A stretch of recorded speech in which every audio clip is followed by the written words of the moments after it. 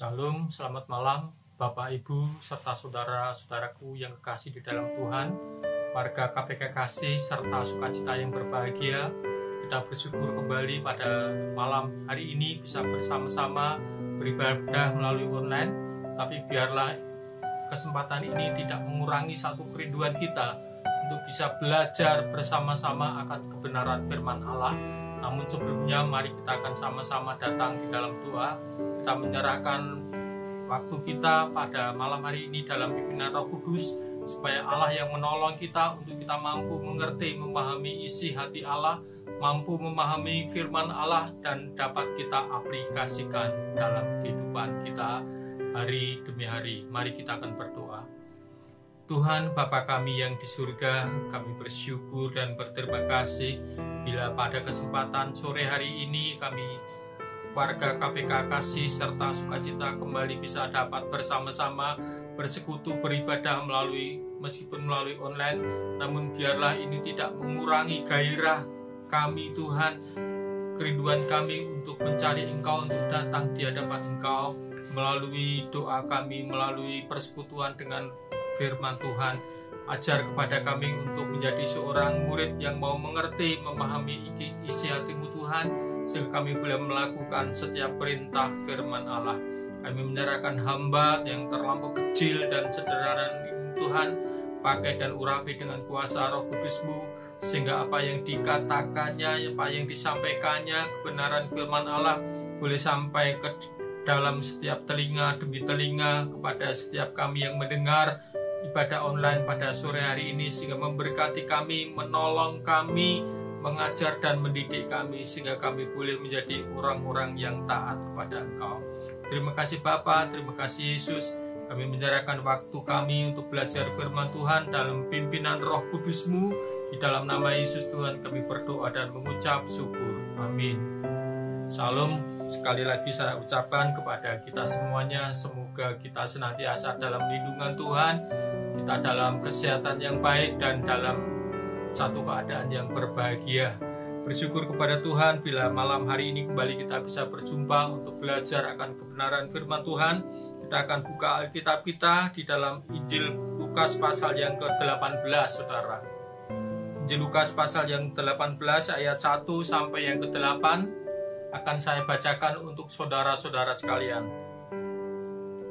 Kalau sudah ketemu, saya akan bacakan untuk saudara. Lukas pasal 18 ayat pertama sampai yang ke-8. Judulnya adalah perumpamaan tentang hakim yang tak benar, saudara.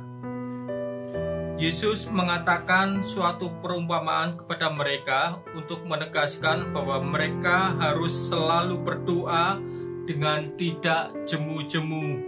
Katanya, dalam sebuah kota ada seorang hakim yang tidak takut akan Allah dan tidak menghormati seorang pun. Dan di kota itu ada seorang janda yang selalu datang kepada hakim itu dan berkata, "Belalah hakku terhadap lawanku." Beberapa waktu lamanya hakim itu menolak, tetapi kemudian ia berkata ke dalam hatinya, "Walaupun aku tidak takut akan Allah dan tidak menghormati seorang pun, namun karena janda ini menyusahkan aku, baiklah, aku membenarkan dia, supaya jangan terus saja ia datang dan akhirnya menyerang aku." Ayat 6, kata Tuhan, "Camkanlah apa yang dikatakan hakim yang lalin itu. Tidakkah Allah akan membenarkan orang-orang pilihannya yang siang malam berseru kepadanya, dan adakah ia mengulur-ngulur waktu sebelum menolong mereka?" Ayat 8, "Aku berkata kepadamu, ia akan segera membenarkan mereka. Akan tetapi jika anak manusia itu datang, adakah ia mendapatkan iman di bumi?" Amin. Saudara, Bapak, Ibu yang dikasih di dalam Tuhan, judul renungan kita pada malam hari ini yaitu berdoa tanpa rasa bosan, saudara. Saudara, apakah kita pernah letih? Apakah kita pernah jenuh? Apakah kita pernah bosan menanti jawaban doa yang tidak kunjung datang? Kita merasa Tuhan seperti jauh dan tidak mendengar permohonan kita, saudara. doa kita seperti mentok di langit dan tidak sampai ke hadirat Allah. Mungkin sebagian kita pernah mengalami fenomena yang seperti ini. Kita berseru siang dan malam, bahkan sampai meneteskan air mata, sampai menangis karena masalah beban hidup kita terlalu berat. Kita datang kepada Tuhan, tetapi jawaban doa tak pernah tiba juga, saudara. Nah, saudara, Yesus mengatakan satu perumpamaan tentang seorang janda yang selalu datang kepada hakim. Janda itu meminta hakim tersebut untuk membela haknya, saudara. Awalnya hakim itu menolak, akan tetapi janda itu terus datang kepadanya, saudara. Pada ayat yang ketiga dan keempat di sana ditulis, dan di kota itu ada seorang janda yang selalu datang kepada hakim itu dan berkata, "Belalah hakku terhadap lawanku." Beberapa waktu lamanya hakim itu menolak, tetapi kemudian ia berkata dalam hatinya, "Walaupun aku tidak takut akan Allah dan tidak menghormati seorang pun, namun karena janda ini menyusahkan aku, baiklah aku membenarkan dia." Nah, ini saudara yang terjadi. Jadi pada zaman itu tidak ada yang bisa melindungi seorang janda selain para hakim, saudara. Keluarganya tidak bisa lagi menjaganya, sebab setelah seorang perempuan menikah, ia bukan lagi menjadi anggota keluarga orang tuanya. Keluarga almarhum suaminya pun tidak bisa melindungi haknya, saudara. Pasalnya, setelah suami meninggal, ia tidak lagi dianggap sebagai keluarga. Oleh karena itu, janda itu terus-menerus datang kepada hakim, saudara. Mungkin saja janda tersebut mengikuti hakim itu kemanapun ia pergi. Ia terus mengganggu sampai hakim itu mau menolongnya, saudara. Dikatakan hakim itu tidak takut akan Allah. Bayangkan, saudara, kepada Allah pencipta alam semesta saja hakim ini tidak takut, apalagi kepada manusia, dan dia tidak menghormati seorang pun. Di dalam ayat yang kedua, saudara, bisa kita simpulkan bahwa hakim ini sombongnya luar biasa, saudara. Terhadap Allah dia tidak takut, kepada manusia ia tidak menghormatinya, saudara. Hatinya sama sekali tidak tergerak meskipun janda itu memohon agar ia sudi membela haknya, saudara. Namun karena janda itu sering datang kepada hakim itu untuk memohon perkaranya agar dibela, maka hakim tersebut menjadi risih, saudara. Karena janda itu seringkali bolak-balik datang kepada hakim, saudara. Hakim itu merasa janda itu sudah menyusahkannya, saudara. Akhirnya hakim pun menolong perkara janda itu supaya ia berhenti mengganggunya. Pada ayat yang kelima di sana ditulis, "Namun karena janda ini menyusahkan aku, baiklah aku membenarkan dia, supaya jangan terus ia datang dan akhirnya menyerang aku."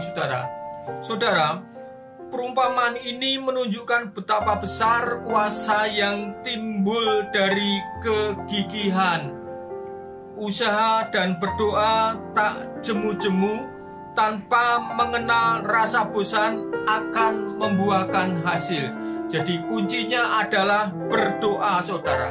Tidak hanya cukup berdoa sekali dua kali, tetapi berdoa tak jemu-jemu. Artinya apa? Tak mengenal rasa bosan. Sekali berdoa belum terjawab, 2 kali berdoa belum terjawab, 10 kali berdoa belum terjawab, terus berdoa kepada Tuhan. Tak jemu-jemu. Pada ayat yang pertama dikatakan, saudara, selalu berdoa dengan tidak jemu-jemu. Akhirnya selalu terus berdoa meskipun masalahnya belum dijawab, masalahnya belum didengar oleh Tuhan, tetap terus datang kepada Tuhan. Tak jemu-jemu tanpa mengenal rasa bosan akan membuahkan satu hasil yang maksimal, saudara. Doa adalah kata yang menarik perhatian semua orang, karena dimanapun berada dan dalam keadaan situasi tertekan, terjepit, jalan buntu dalam persoalan, hal pertama yang kita butuhkan adalah berdoa. Baik kita berdoa sendiri datang kepada Tuhan di dalam kamar kita, ataupun kita memohon orang lain, Pak Pendeta, para pengerja berdoa bagi dirinya karena begitu berat masalah yang dihadapinya, saudara. Sedangkan doa itu sendiri lahir karena semua orang menyadari akan kekuatan dan kemampuannya yang terbatas, sehingga kita sangat membutuhkan campur tangan Tuhan, saudara. Namun demikian, banyak orang Kristen, banyak orang yang menyebut dirinya orang percaya kepada Tuhan, banyak orang yang menyebut dirinya sebagai pengikut Kristus, kurang menyadari arti penting berdoa, saudara.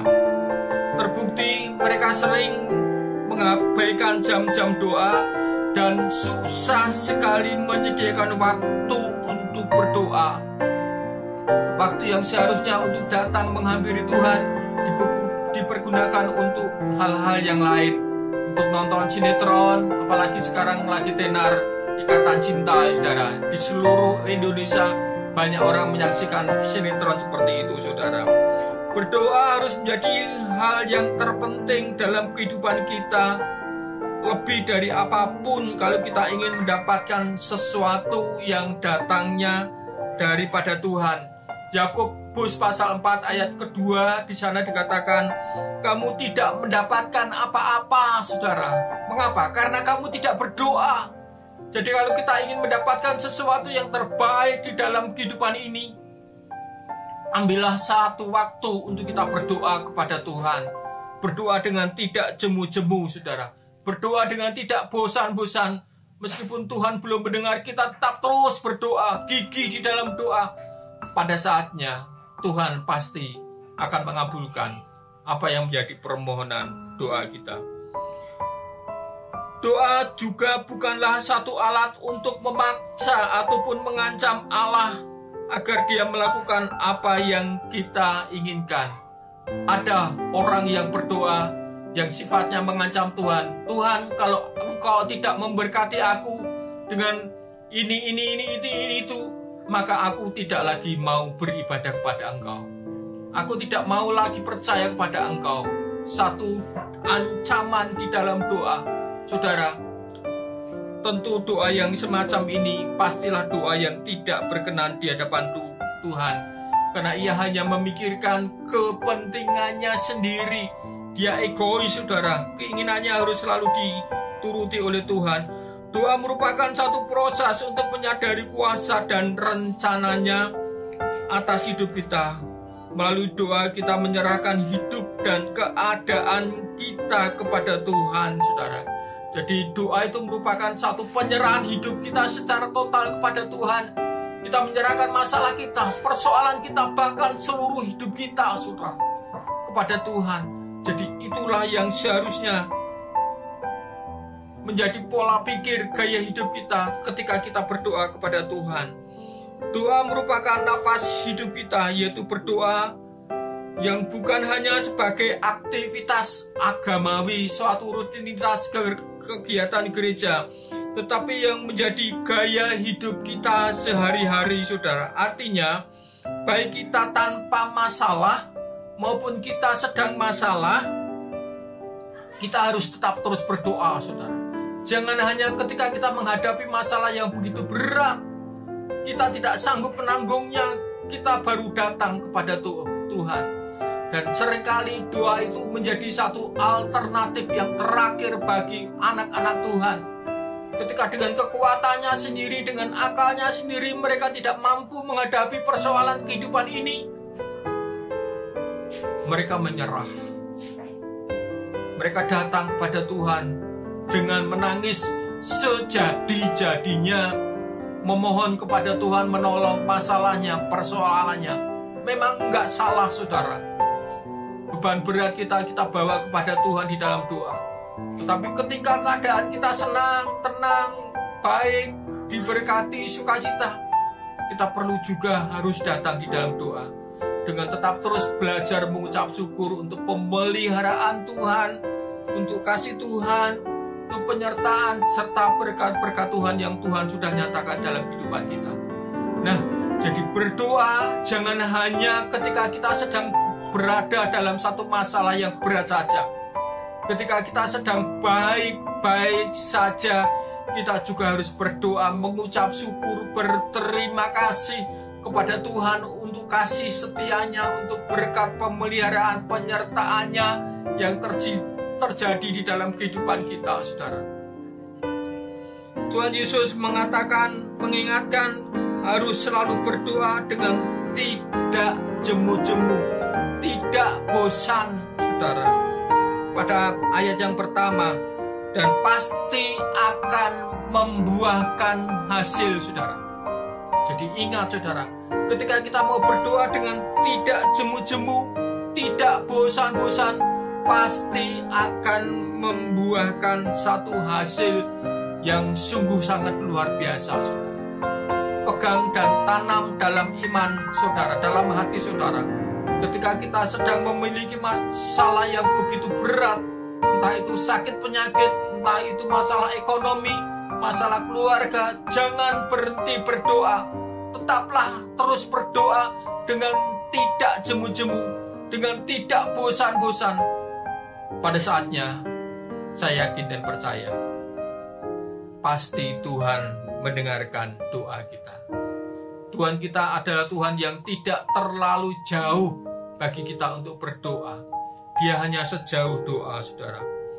Tidakkah Allah membenarkan orang-orang pilihannya yang siang dan malam berseru kepadanya? Ayat yang ke-7, saudara. Apabila kita berdoa tak jemu-jemu, kita akan semakin dekat dengan Tuhan hingga kita dapat mengenal lebih dalam pribadinya, saudara. Karena doa merupakan satu jalan yang Tuhan sudah tetapkan untuk kita. Kita dapat berbicara kepada Tuhan dari hati ke hati, saudara. Dengan orang lain mungkin tidak mengerti. Kita dapat membangun hubungan yang pribadi secara intim kepada Dia dengan doa itu, saudara. Dan memohon sesuatu kepadanya melalui iman kepada Tuhan Yesus Kristus, saudara. Saudara, saya pernah sampaikan renungan tentang doa beberapa waktu yang lalu, saudara. Yaitu tentang sebuah keluarga yang terdiri dari seorang bapak dan seorang anak, saudara. Mereka hidup miskin di pinggiran hutan, saudara. Ayah dan anaknya hidup serba kekurangan, saudara. Namun, seorang ayah ini tidak putus asa. Setiap hari tetap terus berdoa. Anaknya melihat, memperhatikan. Sampai satu kurun waktu yang sangat lama ayah ini berdoa. Anaknya tetap memperhatikan, saudara. Akhirnya suatu saat si anak ini berkata, "Ya, kenapa ayah berdoa terus-menerus sedangkan keadaan kita tidak berubah? Kita tetap menjadi miskin. Tidak seperti orang kota yang sekarang kaya raya. Mereka memiliki mobil, mereka memiliki gadget, dan lain sebagainya, saudara." Si ayah ini dengan sabar menjawab pertanyaan dari seorang anak ini. "Nak, meskipun keadaan kita tidak berubah, kita tetap menjadi seorang yang miskin. Namun ayah tetap terus mau berdoa kepada Tuhan. Meskipun tidak mendapatkan apa-apa, justru malah ada sesuatu yang hilang dalam diri bapak itu." Si anak terperanjat, saudara. Si anak kaget. Apa itu ayah yang hilang? Yang hilang adalah kekhawatiran, kegelisahan, rasa cemas itu hilang dalam diri bapak. Nah, saudara, mungkin selama ini kita berdoa kepada Tuhan dengan beban-beban yang berat. Kita belum mendapatkan apa-apa, yakin dan percaya. Rasa kegelisahan, rasa cemas, kekhawatiran, ketakutan itu sudah sirna dalam diri saudara. Dan pasti ketika Anda sudah selesai berdoa kepada Tuhan, rasa hati ini menjadi tenang, saudara. Damai, saudara.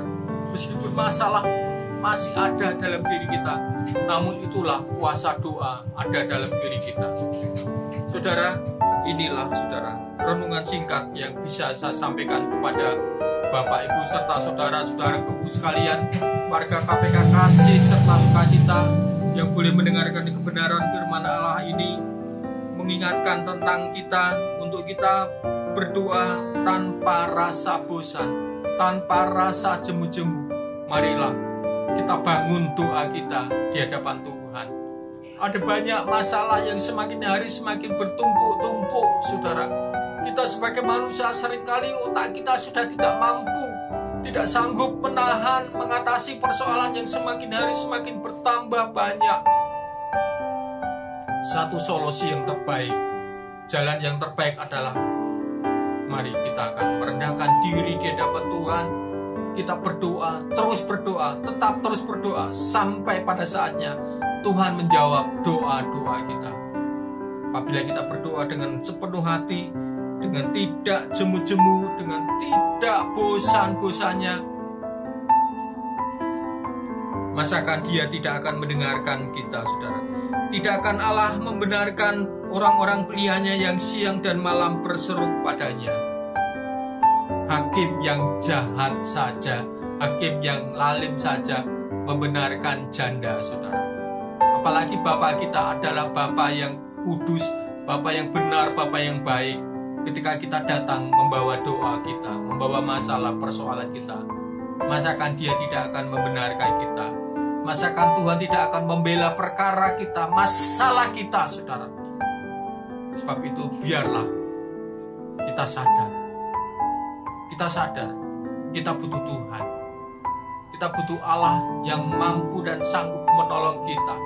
Seberapapun besar masalah kita, seberapapun berat sakit penyakit yang kita alami, seberapa remuknya persoalan rumah tangga yang kita hadapi, kalau kita datang kepada Tuhan dengan sepenuh hati, dengan tak jemu-jemu, maka pasti Tuhan akan mendengar dan menjawab doa kita sesuai dengan kehendaknya dan waktunya Tuhan. Amin. Mari kita akan berdoa. Terima kasih Tuhan Bapa di surga untuk kesempatan pada malam hari ini kami belajar akan firman Tuhan tentang bagaimana kami harus berdoa dengan tidak jemu-jemunya, dengan tidak bosan-bosannya kepada Engkau Tuhan. Karena doa merupakan satu nafas hidup kami kepada Engkau Tuhan. Kami tidak dapat hidup tanpa doa. Kami tidak dapat memperoleh satu keberhasilan di dalam hidup ini tanpa kami memohon di dalam doa Tuhan. Karena doa merupakan satu kekuatan bagi kami sebagai orang percaya. Ketika kami tidak sanggup menghadapi persoalan hidup ini, tapi kami memiliki Allah yang jauh lebih besar dari persoalan kami, yang sanggup menguraikan masalah demi masalah kami, bahkan sanggup memberkati kami Tuhan, memulihkan keadaan kami, memulihkan hubungan dalam keluarga kami, suami, istri, anak yang sedang bermasalah. Kau akan mampu memulihkan keadaan kami. Terima kasih Tuhan, terima kasih Yesus. Biarlah firman-Mu boleh menjadi berkat nasihat yang ajaib di dalam kehidupan kami. Ketika kami sedang putus asa, sedang berbeban berat, kami hanya mau datang kepada Engkau Tuhan, yang sanggup menyelesaikan perkara kami. Karena Engkaulah hakim yang agung, hakim yang mulia, hakim yang baik, yang sanggup menolong masalah kami Tuhan. Terima kasih Bapa, terima kasih Yesus untuk renungan firman Tuhan pada malam hari ini. Kami naikkan, kami persembahkan hanya bagi-Mu. Di dalam nama Tuhan Yesus Kristus kami berdoa dan mengucap syukur. Haleluya. Amin. Demikianlah firman Tuhan yang dapat saya bagikan kepada KPK Kasih serta Sukacita. Biarlah Tuhan memberkati kita semuanya. Amin.